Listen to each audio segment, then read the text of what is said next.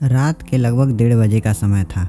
ठंडी हवा गांव की सुनसान गलियों से सरसराती हुई बह रही थी। कहीं कुत्ते की भौंकने की आवाज़ आ रही थी, लेकिन उस रात की हवा में कुछ अलग ही भारीपन था, जैसे अंधेरा खुद जिंदा हो। इस कहानी का मुख्य पात्र है आरव, 22 साल का एक युवक जो शहर से अपने गांव लौटा था। आरव अपनी बाइक से घर जा रहा था। रास्ते में एक पुराना जंगल पड़ता था, जिसके बारे में गांव वाले कहते थे कि वहाँ रात में कोई नहीं जाता। कहते हैं कि वहाँ एक रक्त पिचासनी रहती है, एक ऐसी चुड़ैल जो जवान पुरुषों का खून पीती है। आरव इन बातों को मजाक समझता था, लेकिन जैसे ही वह जंगल के पास पहुँचा, ठंडी हवा अचानक जम सी गई और फिर उसने देखा सड़क के बीचों बीच एक औरत खड़ी थी। सफ़ेद साड़ी, गीले लटके बाल और शरीर बिल्कुल स्थिर। आरव ने अचानक ब्रेक लगाई। औरत धीरे से अपना सर उठाती है, चेहरा बिल्कुल सफ़ेद और खून सी लाल और मुंह कानों तक फटा हुआ। आरव ने हिम्मत करके पूछा, दीदी आपको कुछ मदद चाहिए? उस औरत ने एक घुटी हुई जानवर जैसी आवाज़ निकालती है, आरव।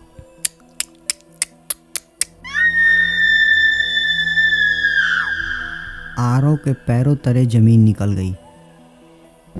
वह बाइक घुमाने लगा, लेकिन तभी वह औरत 20 फीट की छलांग मारकर उसके सामने आ गई। अब उसे समझ आ गया था, वह इंसान नहीं, रक्त पिचासनी है। पिशाचनी हवा में तैरती हुई आरव के बिल्कुल पास आ गई। उसके नाखून लंबे, काले और खून से भरे थे। आरव ने बाइक का एक्सीलरेटर फुल कर दिया और वहाँ से निकलने लगा।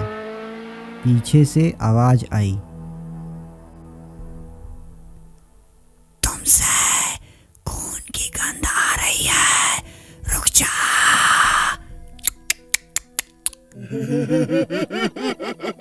आरव ने पीछे देखा। पिशाचनी एक पेड़ पर लटकी हुई थी और उसकी आंखें अंधेरे में चमक रही थी। आरव रास्ता बदलकर पुराने झील के किनारे से निकलने लगा। कहते हैं कि यहाँ पहले एक युवती की खून से भरा हुआ शव मिला था। झील के पास पहुँचते ही बाइक बंद हो गई। कितना भी कोशिश की, स्टार्ट नहीं हुई।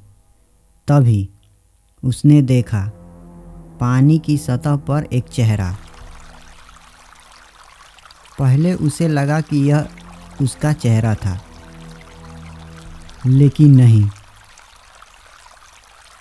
वह चेहरा खून से लथपथ था। आरव झुककर देखने लगा। तभी झील से एक लाल हाथ निकला और उसके गले को पकड़ लिया। उसी समय पीछे से एक भयानक चीख सुनाई दी, वह मेरा खून था, तुम बच नहीं पाओगे। भागते भागते आरव एक सुनसान मंदिर पहुंचा। अंदर सिर्फ एक दीपक जल रहा था। वहां पुराने बाबा माधव बैठे थे। उन्होंने आरव को देखकर कहा, तुम्हारा पीछा रक्त पिशाचनी कर रही है। वह डर की गर्मी पर चलती है। जितना ज़्यादा डरोगे उतनी जल्दी मरोगे। आरव ने कांपते हुए पूछा, मैं क्या करूं बाबा? बाबा ने उसे एक छोटा लाल काजल दिया। यह काजल एक प्राचीन बलि के खून से बना है। इसे आंखों के नीचे लगा लो।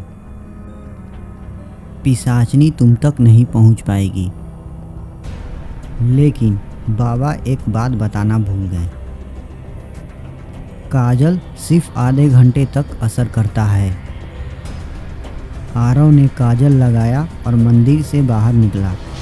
हवा अचानक गरजी पिशाचनी चीखते हुए पेड़ से कूदकर उसके पास झपटी। इस बार उसका चेहरा और भी डरावना था। काली आंखें, कान तक फटा हुआ मुंह और अंदर 2 लटकती जीभें। आरव पूरी ताकत से भागने लगा। समय बीता जा रहा था। काजल का असर कम होने लगा। खुले खेत में पहुंचते ही पिशाचनी उसके ऊपर मंडराने लगी। अब तुम बच नहीं सकते। आरव ने गुस्से में चीखा, तुम मुझे मार नहीं पाओगी। उसकी आंखों में लाल रोशनी चमकी। एक तेज धमाका हुआ और पिशाचनी काले धुएं में बदलकर हवा में गायब हो गई। सुबह गांव वालों ने आरव को खेत में बेहोश पाया।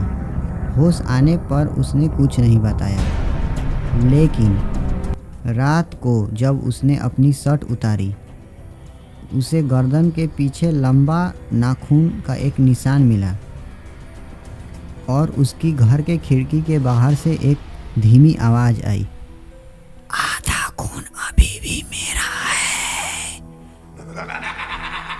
कहानी समाप्त, या शायद यहीं से असली कहानी शुरू होता है। चलिए मिलते हैं अगले पार्ट में, जानते हैं आगे क्या होता है। तब तक के लिए चैनल को सब्सक्राइब करें, लाइक करें, शेयर करें। धन्यवाद।